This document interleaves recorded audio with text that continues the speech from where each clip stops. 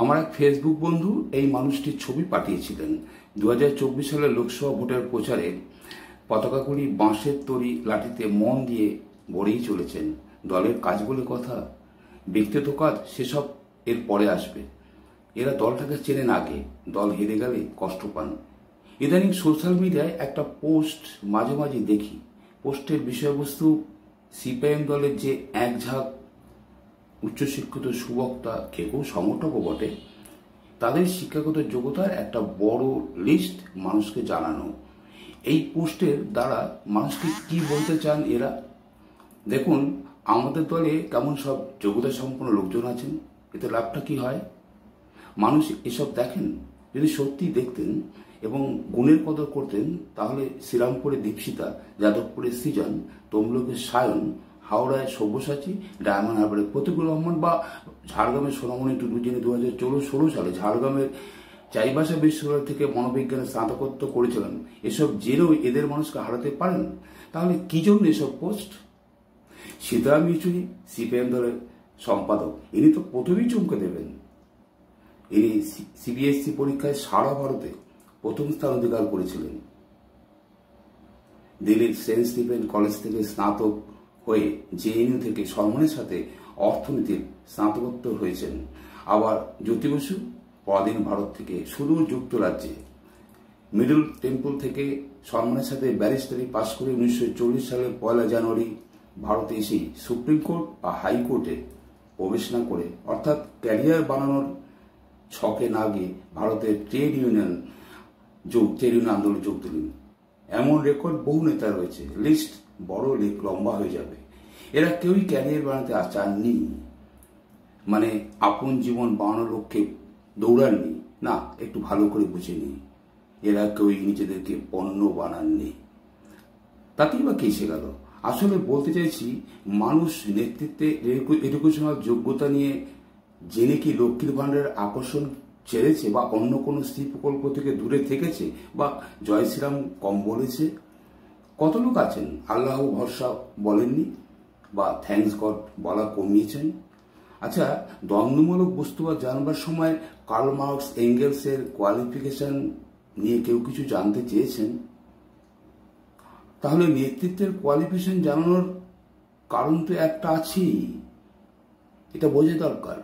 মধ্যবিত্ত বলে তো কোনো শ্রেণী হওয়া উচিত নয়। এই শ্রেণীটার বেশিরভাগ মন গড়া, তাই এই শ্রেণীর অনেক স্বপ্ন থাকে।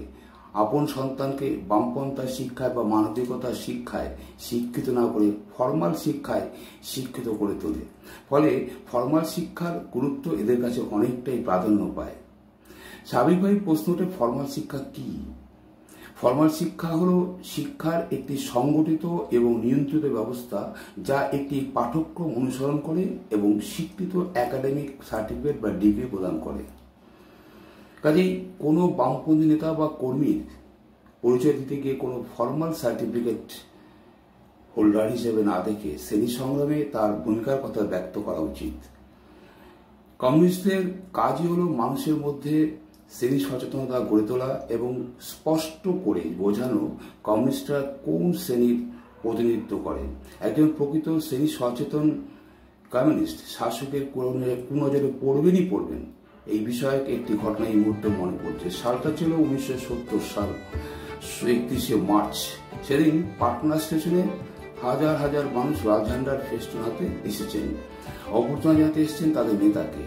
এত সকালে এত মানুষের ভিড় ভালো লেগেছিল তাদের নেতার। স্পষ্টতই বোঝা যাচ্ছে দলের প্রভাব পড়েছে বিহারে। তীব্র স্লোগানের মধ্যে পায়ে হেঁটেই তিনি চলে এলেন লোকের মাঝে। হঠাৎ একটা আগুনের হলকা নিমিষে তার হাতের আঙুল ছুঁয়ে বেরিয়ে গেল। কিছু বুঝবার আগেই একটা আর্তনাদ। এক ব্যক্তি মাটিতে লুটিয়ে পড়েছেন, রক্তে তার জামা ভিজে লাল।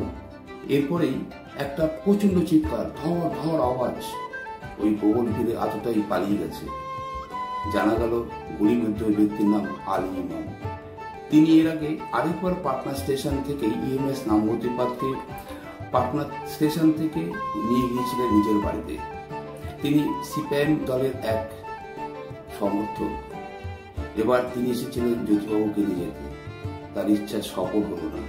হাসপাতালে যাওয়ার পথেই তার মৃত্যু হল। পার্টিয়ন্ত প্রাণ সমর্থকের মৃত্যু হলো, সারা বিহার বাংলা খবর পেয়ে গর্জে উঠল। পাটনায় এই আক্রমণের কারণ কি? শ্রেণী আন্দোলনে জ্যোতিবাবু যে জায়গায় পৌঁছেছিলেন, শ্রেণী শত্রুরা বুঝেছিল জ্যোতিবাবুর রাজনৈতিক মৃত্যু ঘটানো অসম্ভব। অতএব জ্যোতিবাবুর দৈহিক মৃত্যু না ঘটালে ভারতীয় রাজনীতি অন্য পথে চলে যেতে পারে। তাই শ্রেণী চেতনা কমিউনিস্টদের মধ্যে যত প্রবল হবে, ততই তিনি সচ্চরে বলবেন, শিক্ষা আনে চেতনা, আর চেতনা আনে বিপ্লব।